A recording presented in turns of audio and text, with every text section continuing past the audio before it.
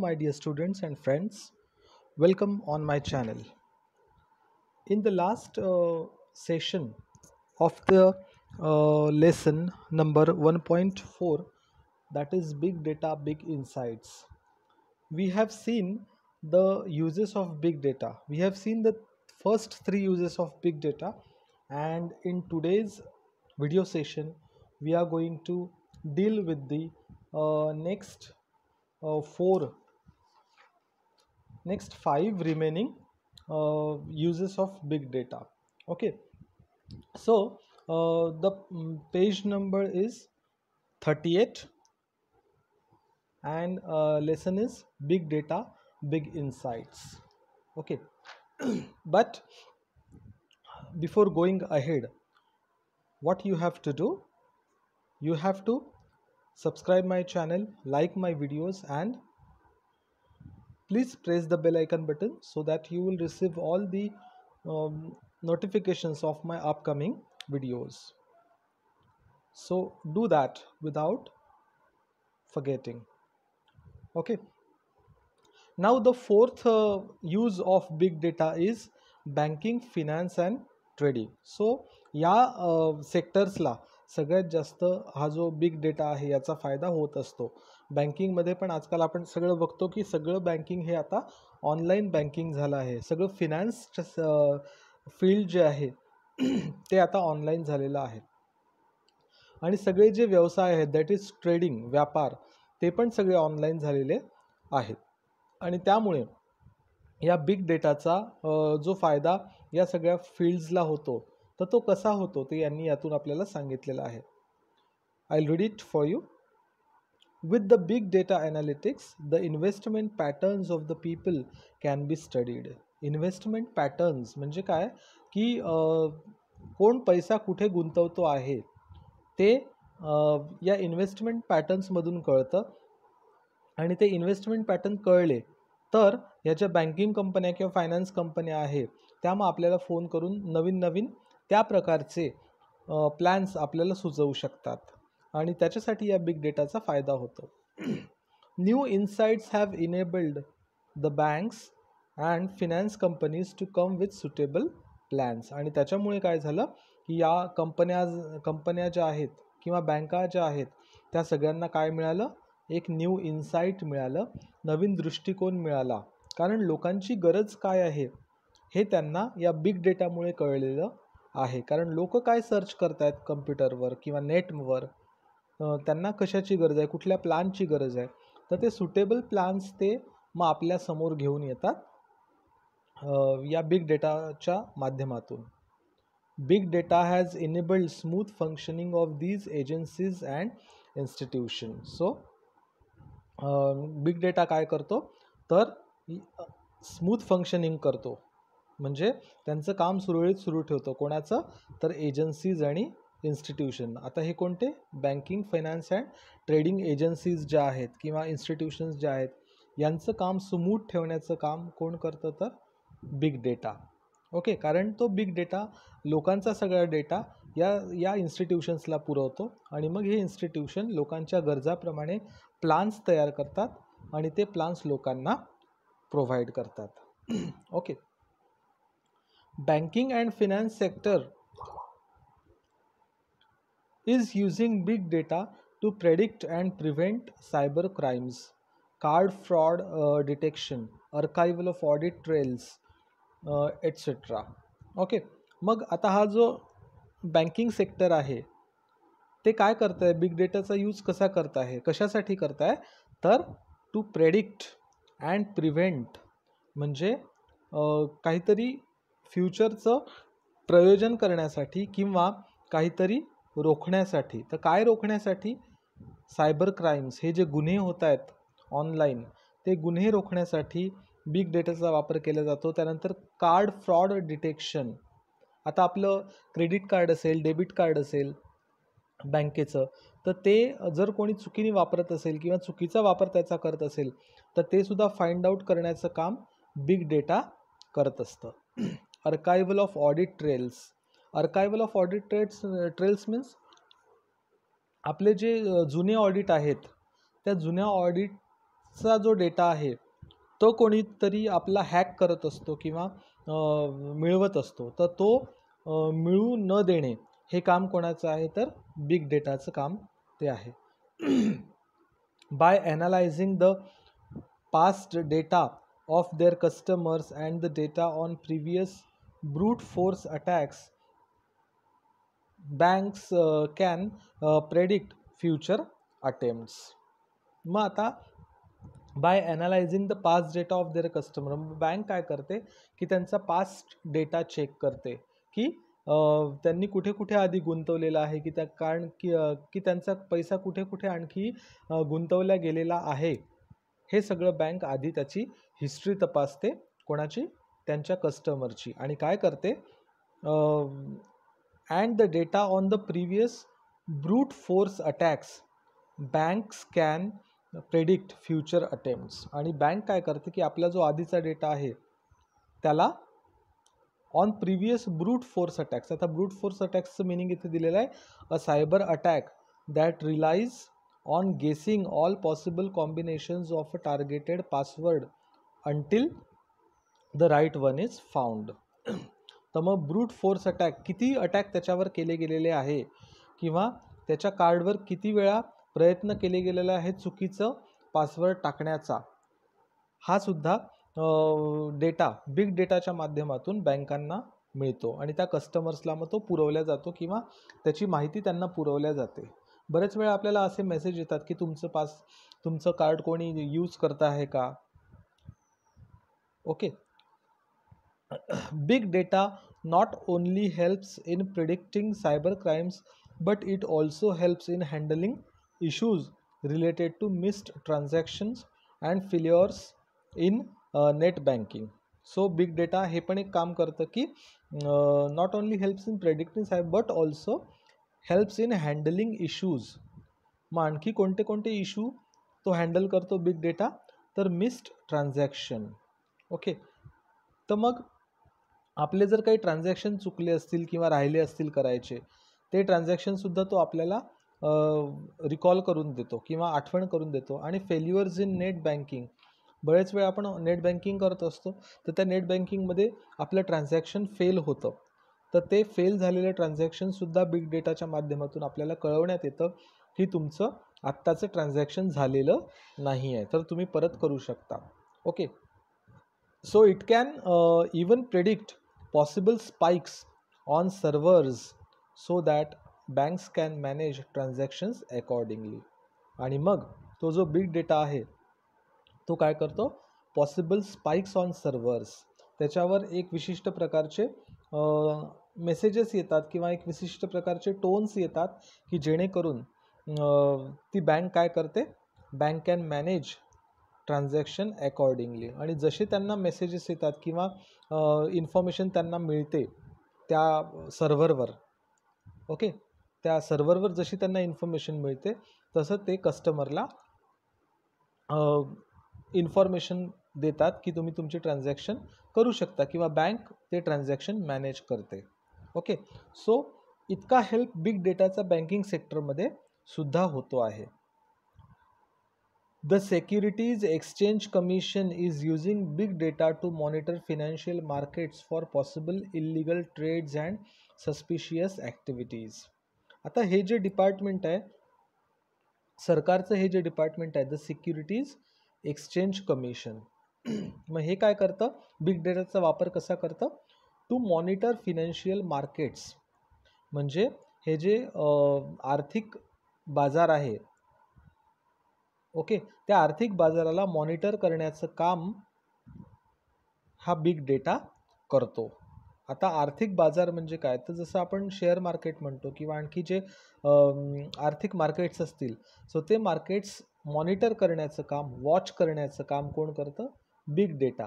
So हे department जे आहे SEC, हे डिपार्टमेंटसुद्धा बिग डेटाचा वापर करतो for possible illegal trades and suspicious activities. आणि ते जे फिनान्शियल मार्केट्सवर इलिगल ट्रेड्स होत आहेत का किंवा सस्पिशियस काही ॲक्टिव्हिटीज होत आहेत का, ते बघण्यासाठी ते बिग डेटाचा वापर करतात.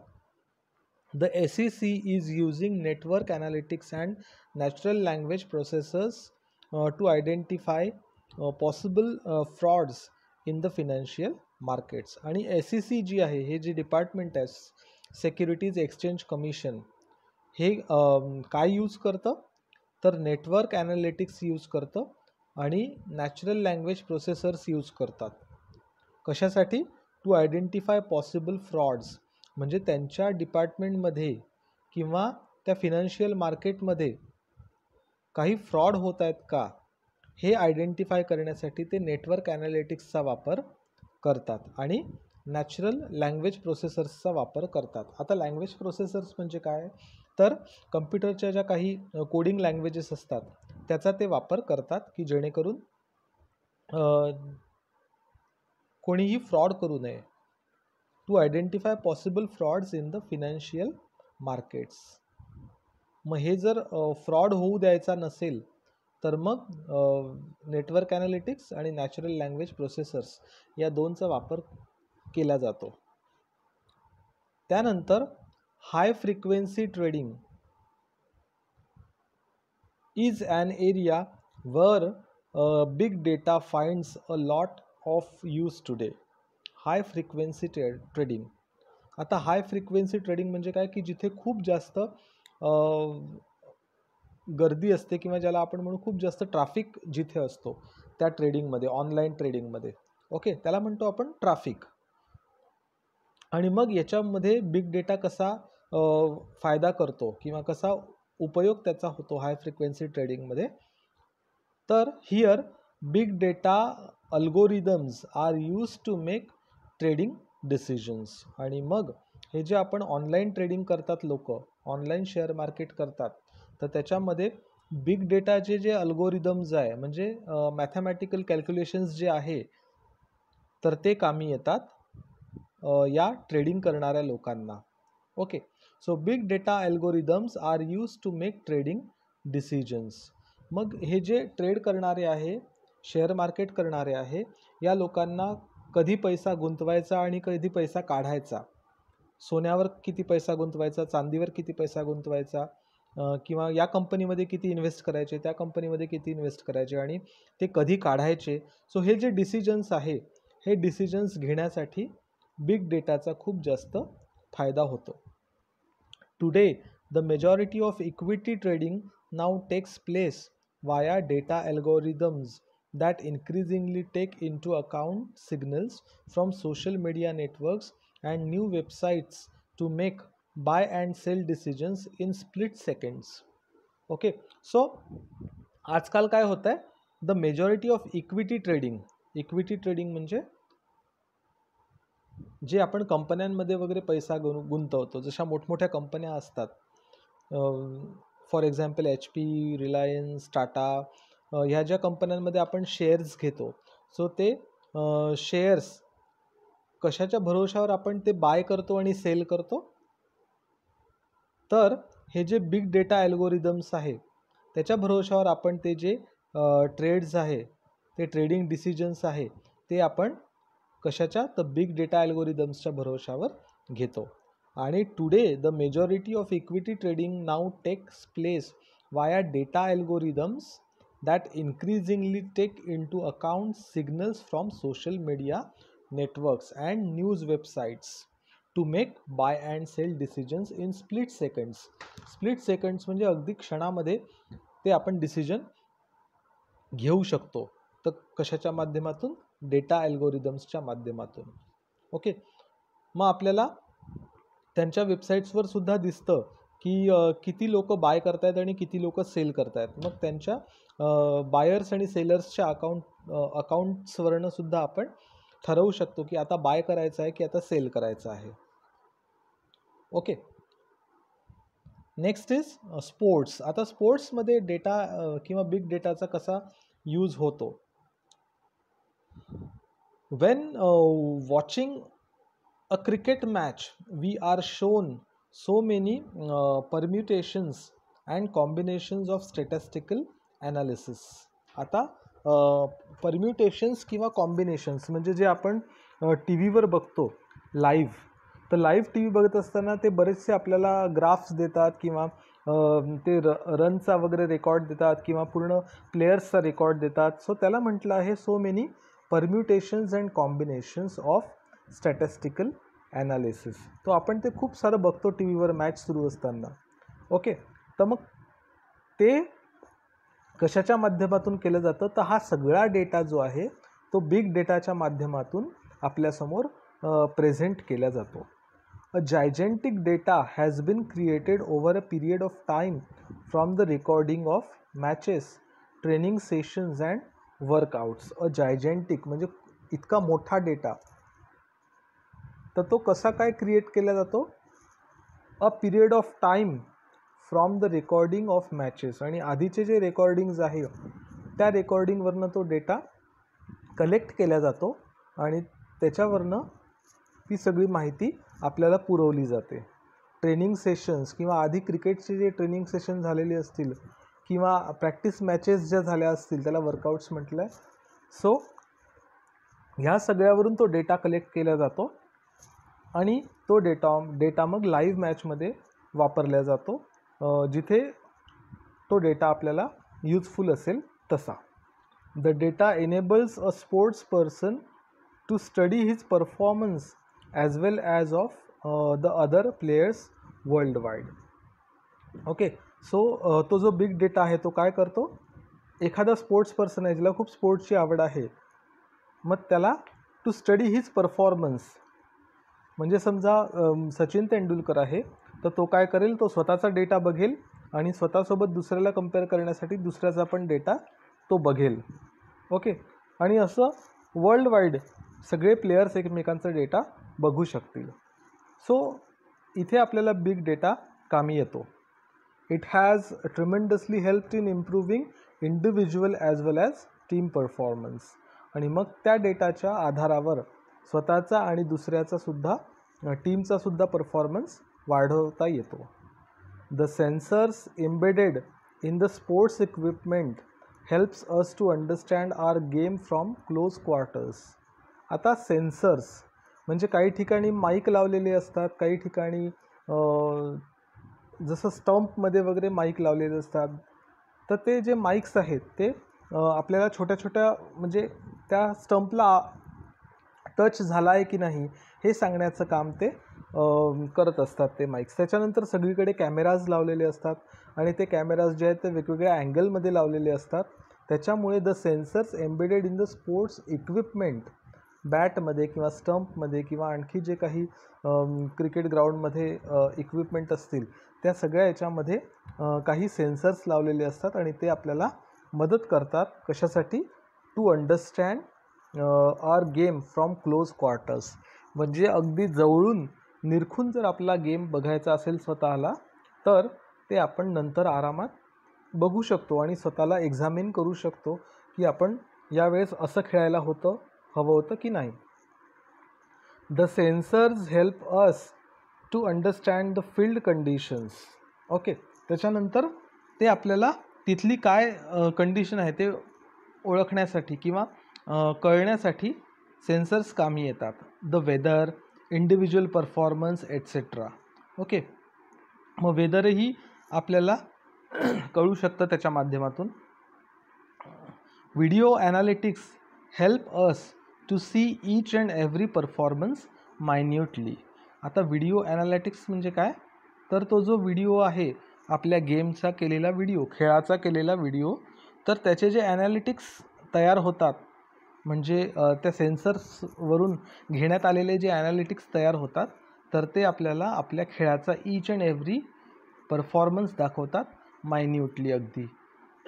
ओके, सो अशा प्रकारे स्पोर्ट्समध्ये सुद्धा बिग डेटाचा वापर अगदी हुशारीने केला जातो. त्यानंतर ॲडव्हर्टायझिंग. मग आता ॲडव्हर्टायझिंगमध्ये कसं काय आपण बिग डेटा वापरतो किंवा कसा त्याचा वापर होतो. Advertisers are one of the biggest players in big data.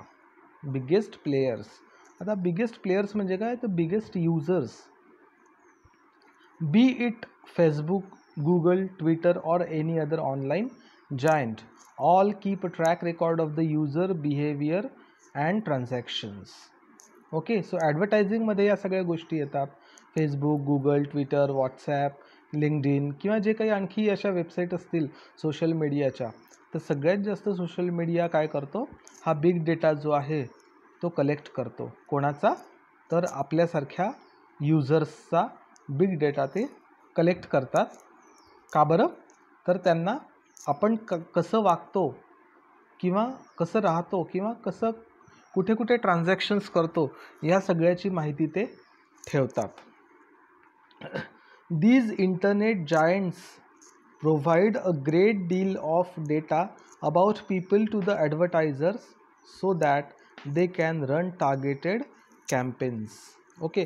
मग आता हे जे फेसबुक आहे किंवा आणखी गुगल, ट्विटर या ज्या सगळ्या सोशल मीडिया साईट्स आहेत, तर त्या काय करतात मग, की आपला जो डेटा आहे तो ॲडव्हर्टायझर्स म्हणजे ज्या काही ऑनलाईन ॲडव्हर्टाइजमेंट्स येतात त्यांना तो डेटा पुरवला जातो आणि मग त्यानुसार आपल्याला आपल्या आवडीचे जे प्रोडक्ट्स आहे त्याची ॲड आपल्यासमोर यायला सुरुवात होते जेव्हा आपण ऑनलाईन होत असतो तेव्हा.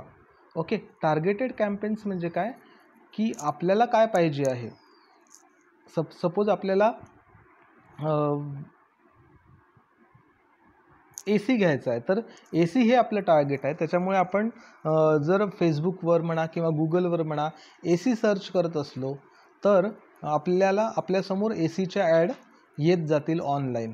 तर त्या कशा येतात, त्यांना कसं कळतं की आपल्याला ACच घ्यायचं आहे, तर ते या सोशल मीडिया साईट्सच्या माध्यमातून त्यांच्यापर्यंत तो डेटा पोचवला जातो आणि मग तो बिग डेटा ॲडव्हर्टाइजमेंट कंपन्यांना तो पुरवतात आणि मग ॲडव्हर्टाइजमेंट कंपन्या आपल्यासमोर टार्गेटेड कॅम्पेन्स म्हणजे आपल्या आवडीचं जे प्रॉडक्ट आहे ते आपल्यासमोर ते ॲडव्हर्टाईज करतात. Take Facebook for example. Here you can target people based on buying intent, website visits, interests, job roles, demographics and what not. आता फेसबुकचं जर आपण एक्झाम्पल घेतलं तर फेसबुकमध्ये काय करतात ते, फॉर एक्झाम्पल, तर ते लोकांना टार्गेट तिथे केलं जातं फेसबुकवर. म्हणजे असं समजा आपणही सर्च केलं तर आपण लोकांना सर्च करतो फेसबुकवर, बरोबर. त्याच्यामुळे for example here you can target people based on buying intent. Okay. तर मग काहीतरी वस्तू बाय करणारे लोक किंवा सेल करणारे लोक आपल्याला फेसबुकवर दिसतात. त्याच्यानंतर वेबसाईट व्हिजिट्स, काही वेबसाईटच्या लिंक त्याच्यावर दिलेल्या असतात, त्या आपण हे करतो, क्लिक करतो. त्याच्यानंतर इंटरेस्ट म्हणजे आपला कशामध्ये इंटरेस्ट आहे ते आपण आपल्या याच्यामध्ये लिहून ठेवलेलं असतं फेसबुकच्या पेजवर इन्फॉर्मेशनमध्ये. त्यानंतर जॉब रोल्स, आपल्याला कुठले जॉब रोल्स आपण करू शकतो किंवा सर्च करतो आपण ते सगळं. त्याच्यानंतर डेमोग्राफिक्स म्हणजे सगळा डेटा, आपण काय काय करतो याचा सगळा डेटा हा त्या नेटवर्किंग साईटवर अवेलेबल होतो. ज्याप्रमाणे आपण सर्च करतो किंवा ज्याप्रमाणे आपण फेसबुकवर सगळं लिहून ठेवतो तसं. All this data is collected by Facebook algorithms using bye data analysis techniques. आणि फेसबुक त्याच्यामुळे आपला डेटा सगळा त्या फेसबुकजवळ जातो. All this data is collected by Facebook algorithms. Okay. So ते मॅथमॅटिकल कॅल्क्युलेशन्सनुसार आपला डेटा सगळा फेसबुकमध्ये जातो आणि Facebook big data analysis use करून तो डेटा सगळा वेगवेगळ्या कंपन्यांपर्यंत पुरवतात. The same goes for Google. Wien you target people based on clicks you will get different results, and when you create a campaign for leads then you will get different results. Okay.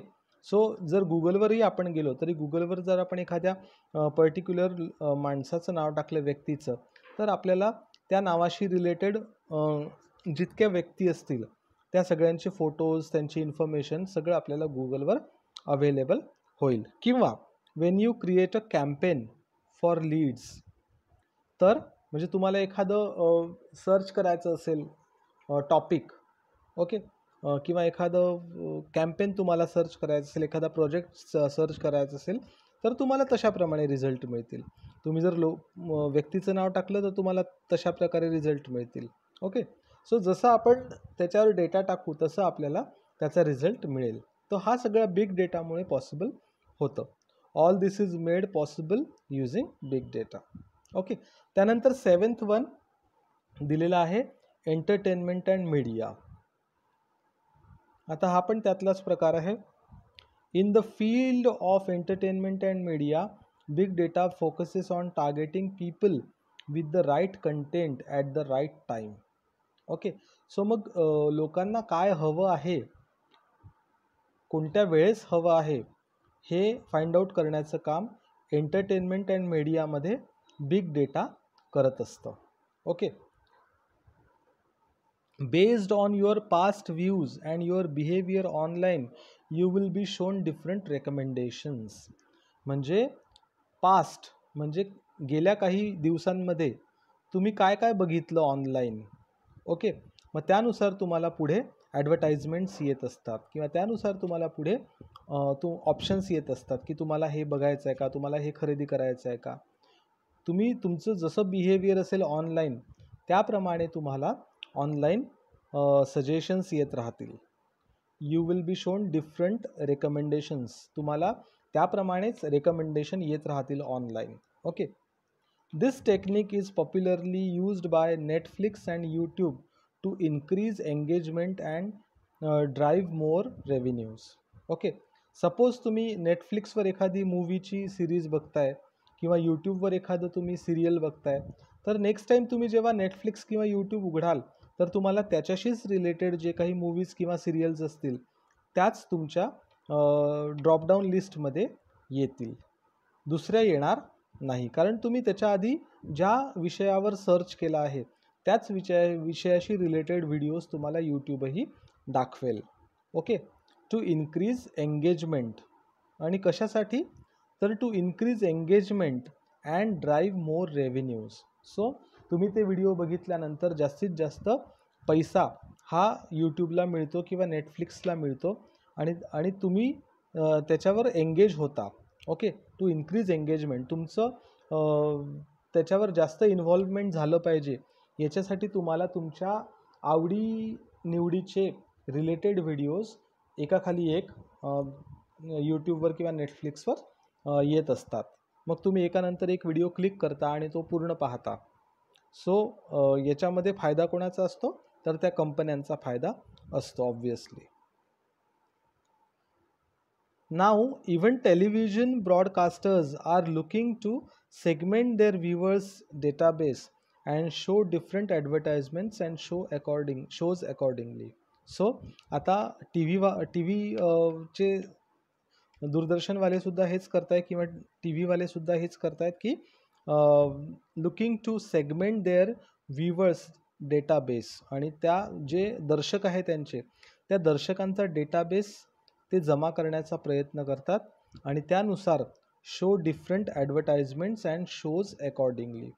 आणि त्यानुसार त्यांना advertisements दाखवल्या जातात T व्हीवर आणि त्याप्रमाणे shows दाखवल्या जातात. जसं आजकाल लाईव्ह शोजचं खूप फॅड आहे, तर लाईव्ह शोज दाखवल्या जातात आजकाल टी व्हीवर. सिरियल्सपेक्षा जास्त त्याचं फॅड आजकाल जास्ती आहे.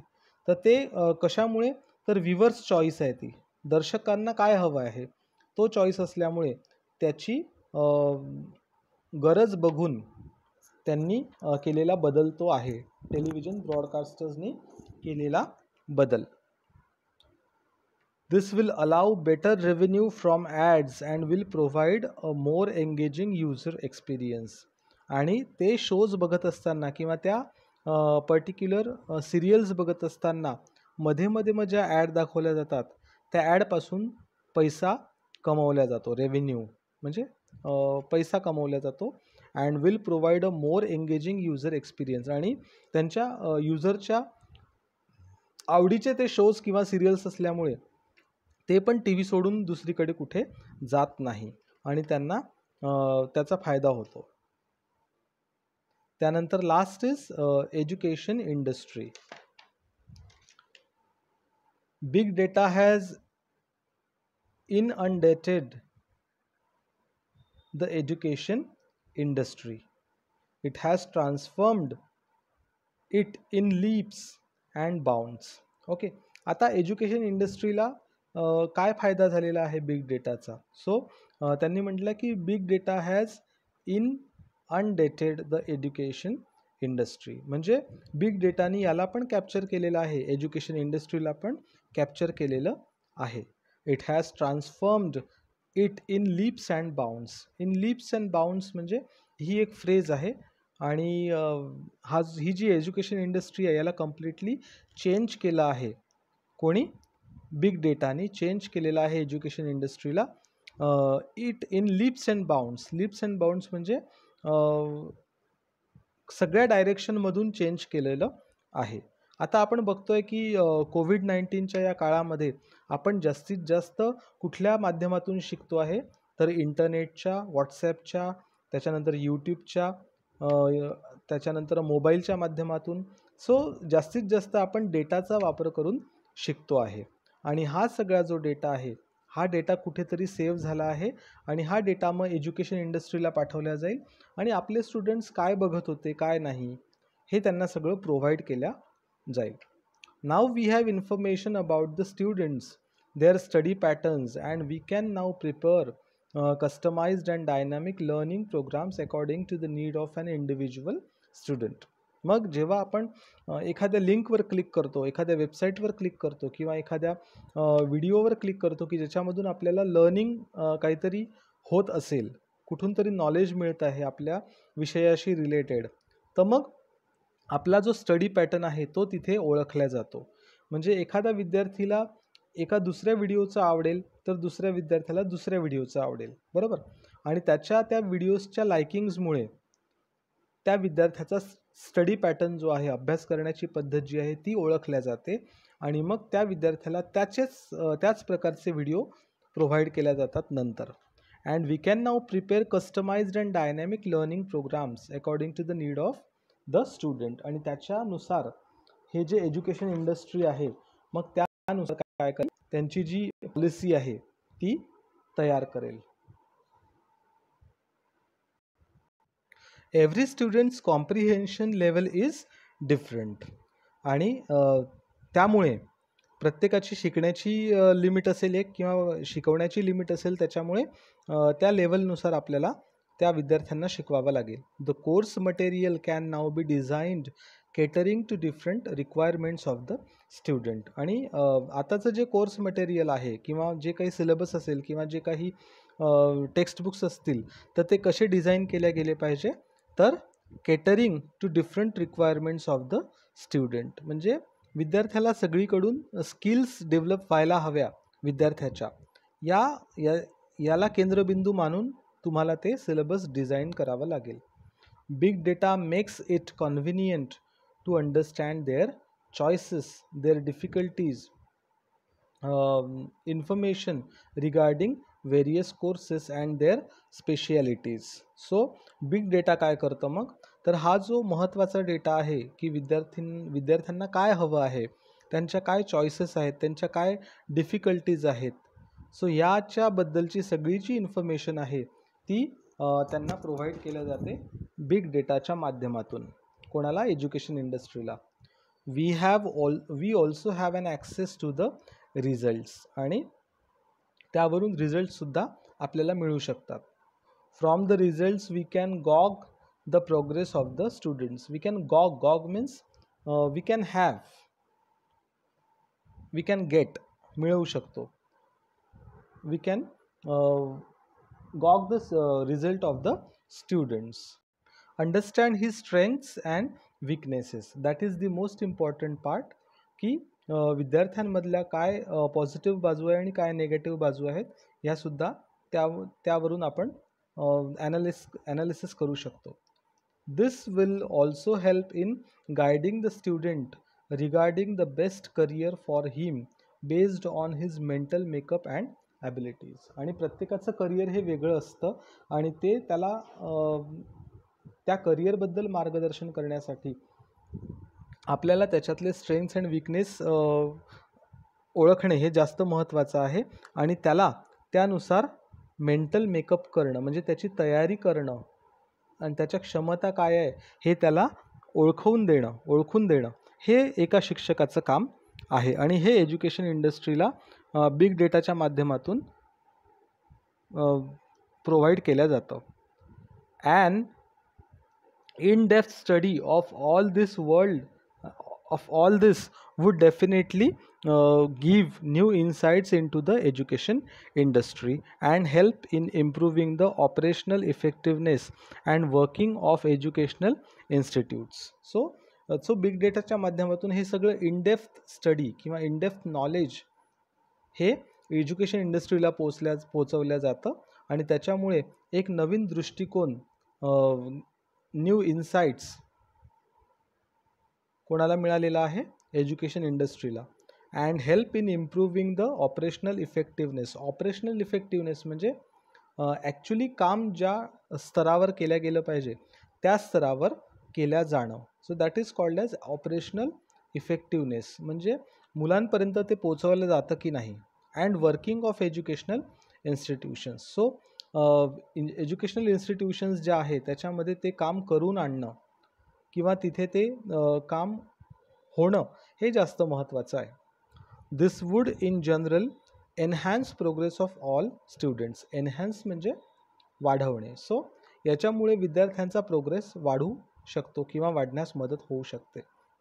Big data has provided a solution to one of the biggest pitfalls in the education society. Pitfalls mean drawbacks. So हा जो ड्रॉबॅक होता आत्तापर्यंत, तर त्या ड्रॉबॅकचं सोल्युशन काय आहे? तर बिग डेटा. आत्तापर्यंत जी इन्फॉर्मेशन विद्यार्थ्यांची मिळू शकत नव्हती एज्युकेशन इंडस्ट्रीला, तर ती कशामुळे मिळू शकली? तर बिग डेटामुळे. That is one size fits all. आणि त्या बिग डेटा हे काय झालेलं आहे? One size fits all. सगळ्यांना ते अगदी योग्य प्रकारे फिट बसलेलं आहे बिग डेटा. त्याच्यामुळे त्या एकट्या बिग डेटामुळे वन साईज फिट्स ऑल, एकटा बिग डेटा जो आहे तो सगळ्यांना फिट झालेला आहे. आता फिट झालेला आहे म्हणजे काय? तर प्रत्येक विद्यार्थ्याची माहिती ही बिग डेटामुळे एज्युकेशन इंडस्ट्रीपर्यंत पोचते आहे. We have innumerable users of big data. It is helpful in scientific researches, understanding geographical phenomena, helping in the smooth working of the government machinery etcetera. So कुठे कुठे बिग डेटाचा उपयोग आणखी होतो? तर सायंटिफिक रिसर्चमध्ये होतो. त्यानंतर जिओग्राफिकल फिनॉमिना म्हणजे जिओग्राफिकल कंडिशन्स ओळखण्यासाठी, जसं भूकंप येणार का, किंवा पूर येणार का, पाऊस येणार का, थंडी येणार का, ऊन पडणार का. सो ह्या सगळ्या भौगोलिक पर्यावरणाच्या बदलाविषयीसुद्धा बिग डेटा आपली मदत करतो. Helping in the smooth working of government machinery म्हणजे गव्हर्नमेंट च्या ज्या काही प्लॅन्स आहेत, योजना आहेत, त्या पण स्मूथ वर्किंग करत आहेत का ह्याच्यासाठी पण. त्यानंतर it is a genre in our hand, sorry, it is a genie of our hand, in our hand. It is a genie or hand. Genie means ज्याला आपण एक देवदूत म्हणतो. So it is a genie or in our hand. So तो देवदूत आहे आपल्या हातातला, त्याच्याकडून आपण काम करून घेऊ शकतो. It lies in our hands to make the optimum use of it for the benefit of mankind. आणि जर आपल्याला संपूर्ण मानवजातीचा विकास करायचा असेल, फायदा करून घ्यायचा असेल, तर आपल्याला या बिग डेटाचा ऑप्टिमम यूज करावा लागेल, जास्तीत जास्त यूज करावा लागेल. कारण जर आपल्या हातामध्ये ते आहे, बिग डेटा पॉसिबल आहे किंवा आपल्यापर्यंत ते पोचलेलं आहे, तर आपण त्याचा उपयोग का करून घेऊ नये आपल्या विकासासाठी.